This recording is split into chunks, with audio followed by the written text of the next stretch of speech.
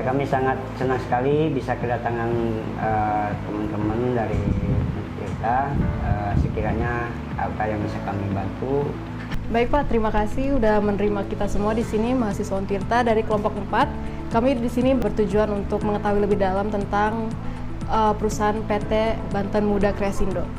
Bisa dijelaskan nggak sih Pak, apa saja nilai-nilai utama dari perusahaan PT Banten Muda Kreasindo?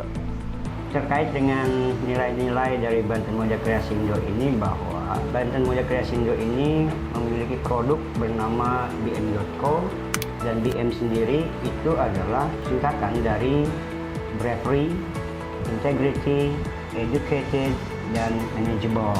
Semuanya ini menjadi sebuah filosofi hidup perusahaan, sehingga berani bermimpi.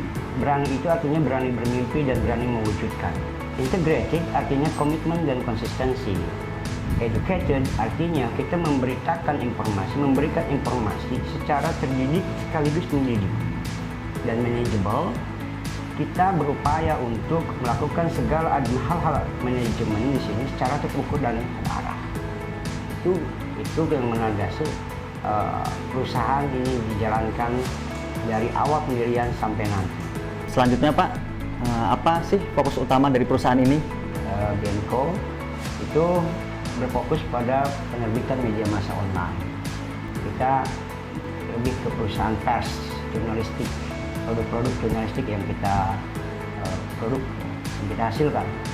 Tapi tidak menutup kemungkinan nanti kita akan juga mengembangkan bisnis usaha baru untuk lebih membesarkan perusahaan ini. Bagaimana Bapak membawa perusahaan ini 1 tahun ke depan, Pak?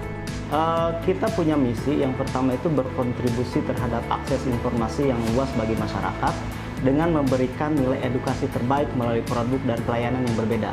Kemudian visinya memimpin tren bagi generasi muda yang sehat, berbudaya, dan memiliki daya saing global. Itu yang menjadi visi misi dari PT Banten Muda Kreasindo. Kemudian ada target yang mesti kita capai, yang wajib kami capai itu pada tahun 2020. Yang pertama adalah income 2 miliar. Yang kedua adalah 1 juta pembaca. Kalau 1 juta pembaca sebenarnya sudah lewat ya. Tinggal kita lagi mengejar income untuk 2020 ini, income 2 miliar. Untuk kerjasama sendiri, kita sudah melakukan banyak sekali kerjasama baik dengan pemerintah daerah maupun dengan pihak swasta. Dan kerjasama itu alhamdulillah juga memberikan income yang cukup signifikan untuk perusahaan. Baik Pak, selanjutnya bagaimana gambaran perusahaan ini untuk 10 tahun ke depan? Ya, semua juga tidak terlepas dari visi dan misi. Kita juga punya mimpi yang sangat besar untuk perusahaan ini. Yang pertama, tentu saja bahwa media kita harus menjadi tren di kalangan anak muda Banten. Jadi, bagaimana menjadikan anak muda Banten yang sehat, berbudaya, dan berwawasan global itu sebenarnya keinginan kita semua di sini. Yang kedua, soal siapa sih yang tidak mau kalau perusahaan ini maju kemudian membuat unit-unit usaha yang baru. Beberapa unit usaha yang sudah kita bangun yaitu BIM Store. Itu juga ini sih sebenarnya melihat tren juga bahwa tren belanja kekinian itu kan dengan belanja online. Nah, kita juga punya BIM Store, jadi jangan lupa klik BIM Store. Untuk mencapai tujuan tersebut, kira-kira kendala apa saja yang dihadapi saat ini? Beberapa permasalahan yang dihadapi dunia jurnalistik, khususnya media online sih lebih pertama kepada etika ya. Artinya karena media online adalah media yang cenderung serba cepat, sehingga beberapa jurnalis juga kadang-kadang mengabaikan etikanya. Kemudian yang kedua, permasalahan platform ya. Stigma orang-orang masih konsen terhadap berita tulis, artinya media-media cetak.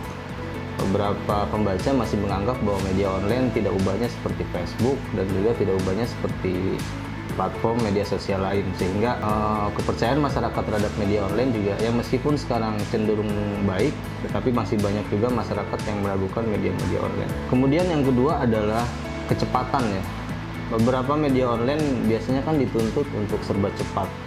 Artinya berita-berita di media online cenderung cepat dalam hitungan detik. Tapi ada yang kendalanya adalah bahwa kadang-kadang jurnalis sendiri atau editor sendiri di dalam itu memiliki kekurangan dalam menyaring berita-berita. Jadi kadang-kadang hanya karena ingin cepat, kemudian etika jurnalistik dan beberapa langkah-langkah klarifikasi juga kadang-kadang jarang dilakukan. Sampai saat ini sih kendalanya hanya sampai di sana, tetapi ya sekali lagi sering saya ingatkan kepada editor di PT Banten Muda Kreasindo untuk tetap mengklarifikasi berita-berita yang masuk dari jurnalis. Ya, melanjuti pertanyaan dari teman-teman, mengingat perusahaan BIM.co sudah memiliki capaian sedemikian rupa, kemudian yang ingin saya pertanyakan adalah apa strategi perusahaan ke depan? Kita punya strategi sederhana dalam mengembangkan media online. Kita menyebutnya 3C, konten, kolaborasi, dan community. Konten lebih kepada bagaimana kita secara konsisten menyajikan berita-berita yang memiliki nilai-nilai yang tadi disampaikan oleh Pak Mahdi, bravery, integrity, educated, dan manageable. Artinya secara konten kita tetap konsisten memberikan informasi-informasi yang bernilai tadi ya, bernilai ke-BM-an. Kemudian yang kedua, kolaborasi. Kolaborasi tentu saja adalah kenyataan bahwa kita harus berkolaborasi dengan semua pihak. Kita akan melibatkan influencer-influencer yang kira-kira bisa memupuk inspirasi kepada pembaca, khususnya anak-anak muda di Provinsi Banten. Kemudian soal community, BIM.co membentuk sebuah komunitas bernama Banten Muda Community. Komunitas ini dirancang untuk sebagai upaya untuk mendukung visi misi BIM.co yang sebelumnya disebutkan. Lalu Pak, bagaimana perusahaan Anda mengevaluasi atau mungkin mengubah strategi-strategi tersebut? Di BM, kami juga memiliki divisi yang namanya R&D ya, Research and Development. Plus di dalamnya itu ada bagaimana pengembangan bisnis ke depannya. Di BM, dalam periode-periode tertentu, kita melakukan research pasar untuk melihat sejauh mana persaingan di antara media online sendiri, kemudian mungkin tren masyarakat saat ini seperti apa, dan di situ kita meramu strategi inovasi yang kemudian kita coba terapkan dengan metode trial and error ya. Jadi kita terapkan, ada kekurangan kita perbaiki lagi, kita coba terapkan lagi, dan terus menerus bergulir seperti itu. Dan sampai saat ini metode tersebut kita gunakan dan alhamdulillah bisa memberikan sebuah akses positif terhadap kinerja perusahaan.